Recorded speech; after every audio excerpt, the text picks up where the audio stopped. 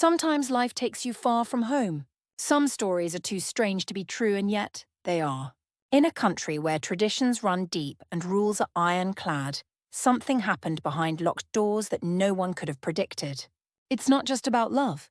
It's about what happens when one man caught in the wrong place at the wrong time finds something forbidden and unforgettable.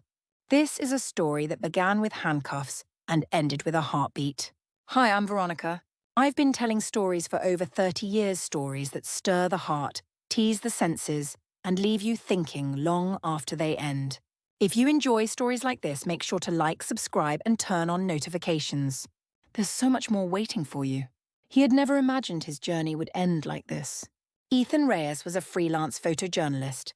His last assignment had taken him to northern India, far from the buzz of tourist cities and into the quiet, tightly guarded corners of rural life. He was searching for a story, something raw, human, and unseen. What he found was a protest. It was a minor labour strike at a local garment factory, led mostly by women who had worked under brutal conditions. Ethan, always the believer in justice and documentation, raised his camera. He didn't realise that just capturing images would be seen as inciting unrest. Within hours, he was arrested. His embassy couldn't do much. The local authorities insisted on holding him while they conducted an investigation. No trial, no lawyer, no translator. He was labelled a foreign instigator and thrown into a women's detention centre by mistake, they said. But no one moved him. The facility was old, crumbling, isolated. Inside, dozens of women, some political, some petty criminals. Some forgotten lived under the dim light of flickering bulbs and the constant buzz of ceiling fans. At first, the women kept their distance. A man in their space was unheard of. But as the days passed, curiosity overcame caution. Ethan was soft-spoken, respectful, and always kept to himself. Some of the women began offering him food. One slipped him a book, another a blanket. But one woman didn't just watch him from afar. Her name was Isha. She wasn't like the others. Her silence had weight, like someone who had learned long ago that words could be dangerous. She was tall, with eyes that didn't blink when they locked on you. Rumour had it she had been a police officer once, framed after exposing a trafficking ring. One night, Ethan found a note hidden in his blanket. "Don't drink the tea.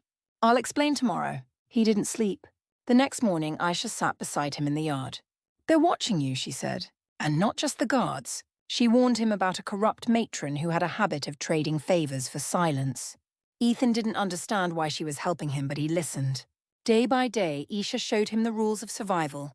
How to move, who to avoid, what not to say. Weeks passed. Then months. Something changed. The yard glances became longer. Their conversations, once clipped, turned into hours of whispered exchange in the shadows of laundry lines and broken concrete walls. Isha smiled.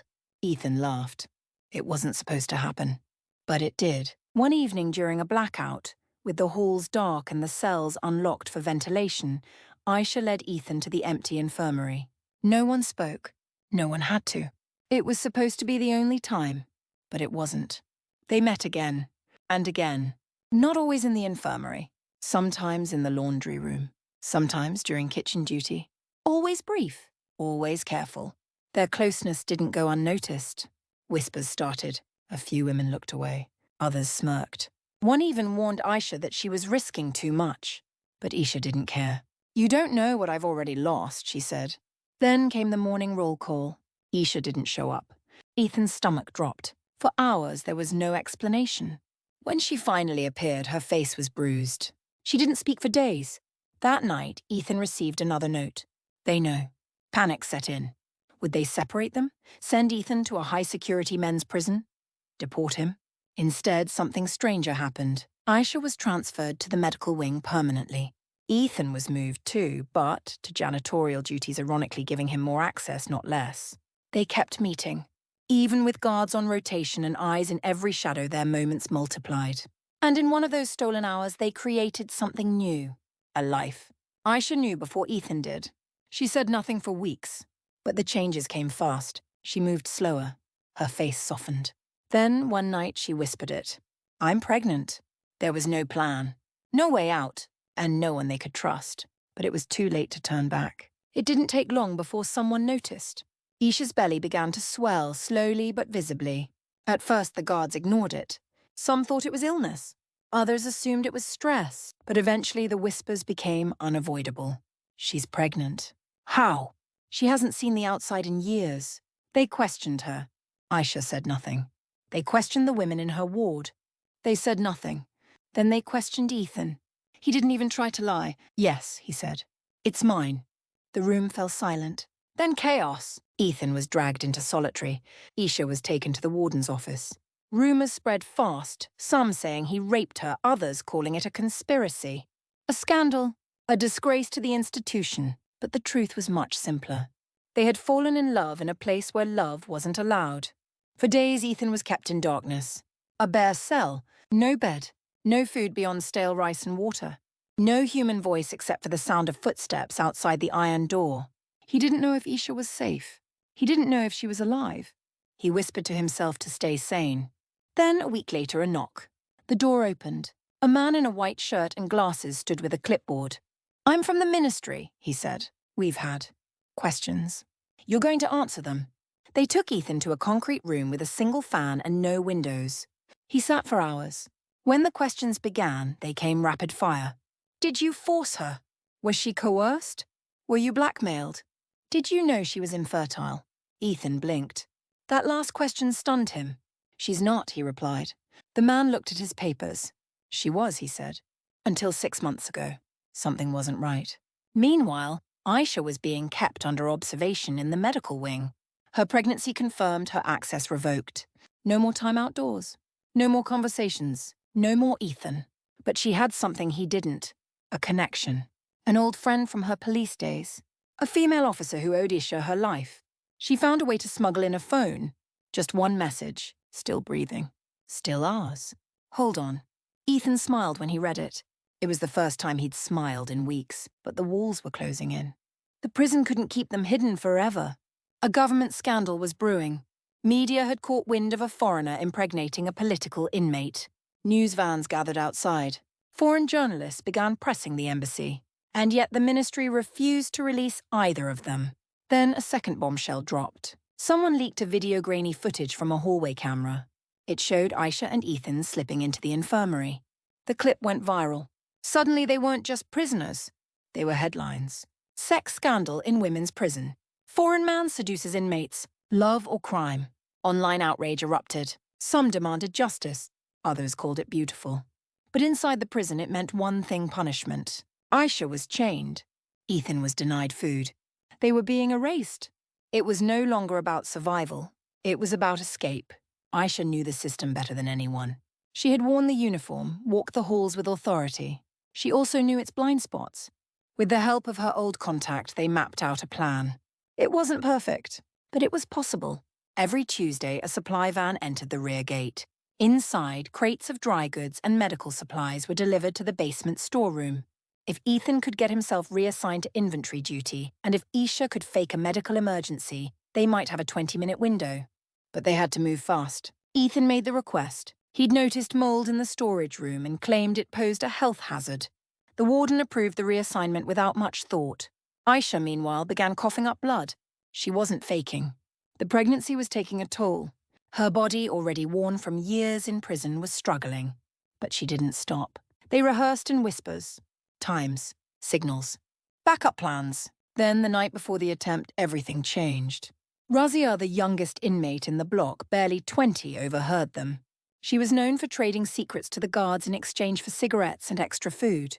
Ethan saw her standing outside the laundry room, listening. He froze. "Aisha," he whispered, "we have a problem."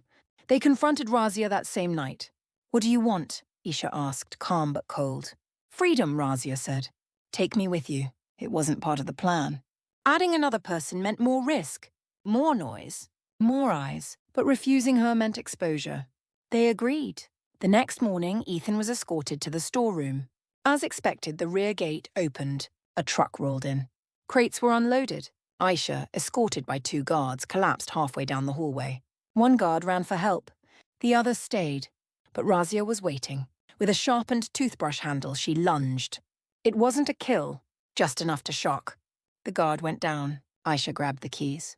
They ran. 3 figures, 1 van. But the crate was too small for 3. "I'll go," Razia said. I'm the smallest. Ethan stared at her. He knew what she was doing. A decoy. Isha kissed him hard. Go. We'll find each other. Ethan didn't want to, but the guards were seconds away. He climbed in. The lid shut. Darkness. The van rolled out. Hours passed. Then daylight. Then the smell of ocean. The crate was unloaded, abandoned behind a warehouse. Ethan climbed out. Alone. Bleeding. Breathing. But free. He didn't speak the language. Had no passport. No money. But he had a name. A journalist friend in Delhi. He walked for miles. Hitched a ride. Reached the city. And then the message. Sent through a chain of burner phones, hidden SIM cards, and whispered codes. Isha. Alive. Razia caught. I'm safe. I love you. Ethan collapsed when he read it. But they were still apart. Ethan couldn't stay hidden forever. He contacted his old friend, Maya, a journalist with a history of reporting on human rights abuses. She was shocked to see him thin, bruised, but very much alive. She agreed to help. Within a day, his story was drafted, backed by documents, medical records, and the message from Isha. Maya pitched it to major outlets. One by one, the headlines shifted, from scandal to injustice. The public turned. Protests broke out in front of Indian embassies abroad. Activist groups demanded investigations. The United Nations issued a formal inquiry. The government panicked. To control the narrative, they offered Ethan a deal: permanent expulsion, no charges, and a sealed file. He refused. He wanted Isha out. Maya arranged an international legal team. They filed for asylum on Isha's behalf. But the process would take months, maybe years. And then a letter arrived. No return address. Inside a photo. Isha, holding a newborn, in a private clinic, smiling. The note read, "Stay loud. We're not done yet." It was her. Months passed. Ethan stayed in Delhi under Maya's protection, using fake names and safe houses. Every week he received a new note, always unsigned, always in Isha's handwriting. I'm healthy. He's growing fast. I dream of your hands. They gave him strength. Meanwhile, the legal battle raged on. Maya's articles continued to expose the prison system, and international pressure mounted.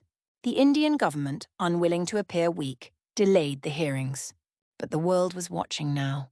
Then one morning, Maya burst into Ethan's room. It's done. He didn't understand. She's out. It wasn't a court ruling. It was something quieter, political, a trade, a nod. Someone high enough had decided it was no longer worth the noise. Aisha was released into a discreet shelter. Ethan met her there. No cameras, no reporters, just a quiet room, a crib, and her. She was thinner, her eyes tired, but her smile untouched. He walked in. She didn't cry. She just said, "Took you long enough." He knelt, took her hand, and then he saw him, wrapped in a faded yellow blanket, brown eyes blinking. Their son. They named him Nayan. It meant I because he was the proof of everything they had seen and survived. They couldn't stay in India. Within weeks, with help from NGOs and Maya's network, they secured asylum in Norway. A small fishing town welcomed them. Quiet, cold, safe. Ethan found work restoring old boats. Aisha worked nights translating legal documents for a refugee office. Nayan learned to walk on snow. They didn't speak of the prison often. But sometimes when the power flickered during storms or when Ethan saw shadows move outside the window, memories returned. Isha would hold his hand. "We made it," she'd say. And they had. Not perfectly, not without scars. But they had made it out. Together. And somewhere far away, a girl named Razia sat in a cell. Alone but not forgotten. They sent her letters, books, money for legal aid. Because escape wasn't freedom not until everyone was out. The love between Ethan and Aisha wasn't born in sunshine or safety. It was forged in fear, pain, and defiance. And that's why it endured. Because some stories don't need permission. They just need a way out. Years later, on a quiet spring afternoon, Ethan walked Nayan to the harbour. The boy was curious, full of questions. Why don't we live where I was born? Why do you speak so many languages? Why does Mom sleep with the light on? Ethan answered each one with care. We left to be safe. I speak them so I can understand people better. Mom's strong, but even strong people remember things. They sat on the edge of the dock, feet dangling above cold water. Will we go back? Nayan asked. Ethan paused. Maybe one day. When it's safe for everyone, the boy nodded. Later that night, Isha watched them from the window. Her eyes lingered on Ethan's back, the way he held their son's hand, the strength in his silence. She wrote in a notebook, one she planned to give Nayan someday. "This is how love survives," she wrote.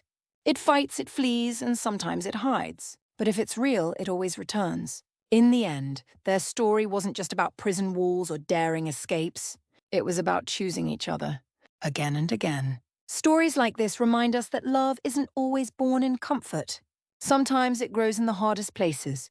If you were moved by Ethan and Aisha's journey, please subscribe and stay with me for the next story.